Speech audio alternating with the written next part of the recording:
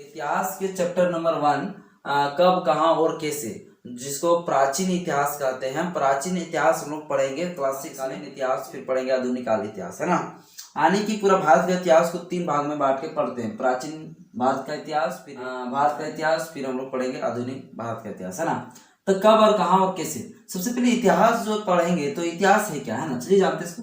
इतिहास का मतलब होता है इति प्लस हा प्लस आज से बना है इतिहास, जिसका अर्थ होता है जो निश्चित रूप से घटना घटा, जो बहुत ही पुराने समय में जो घटना घटा है, जिनके बारे में आज हम लोग पढ़ते हैं, है ना। कैसे लोग रहते होंगे, कहाँ रहते होंगे, है ना। पुराने समय, प्राचीन समय में कहाँ रहते होंगे, लोग कहाँ रहते थे।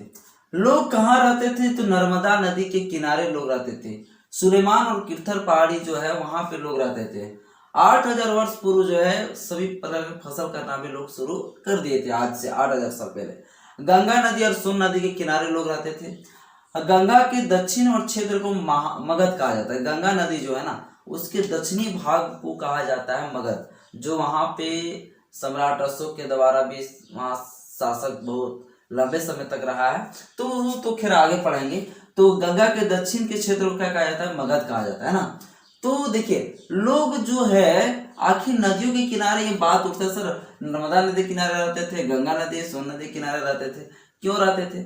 इसलिए रहते थे बेटा, जो कि गंगा नदी, जितना भी जो भी नदी है, वो नदी के किनारे इसलिए रहते थे ताकि वहां उसको पर्याप्त मात्रा में जल मिल सके, इसलिए वो नदियों के किनारों ही बसते थे। आज भी समय में जितना बड़ा बड़ा शहर देखो, सिटी देखो, गांव देखो, वो नदियों के किनारे ही विकसित हुआ है, इसलिए ताकि उसको पूरी तरह से अच्छी मात्रा में उसको जल मिल सके और हमेशा के लिए जल मिल सके, इसलिए वो नदियों के किनारे ही बसते थे, है ना। चलिए और देखते हैं आगे, लोग कहाँ और कैसे रहते थे।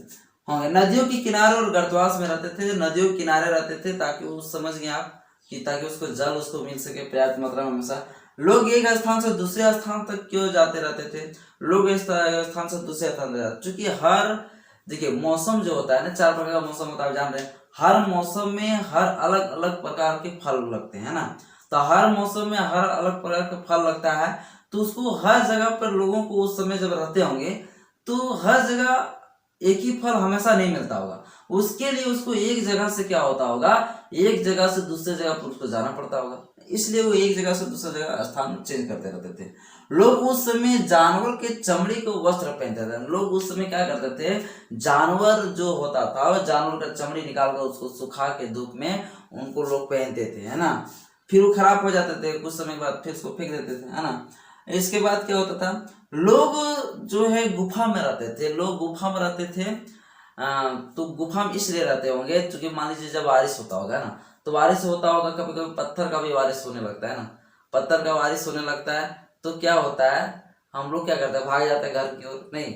तो उस समय लोग जब पत्थर का बारिश होता होगा तो कहाँ जाता होगा, चूंकि था नहीं, घर तो था नहीं भाई। तो उस समय लोग जो है पहले गुफा में जाता होगा, जो गुफा के पास जो बसते होंगे लोग, गुफा में जाते होंगे और गुफा में अपना जान बचाते होंगे, है ना। बारिश के समय में गुफा में रहते थे। चलिए, तब तक के लिए धन्यवाद। आपको उम्मीद है कि एक पूरी अच्छी तरह से समझ में आया होगा।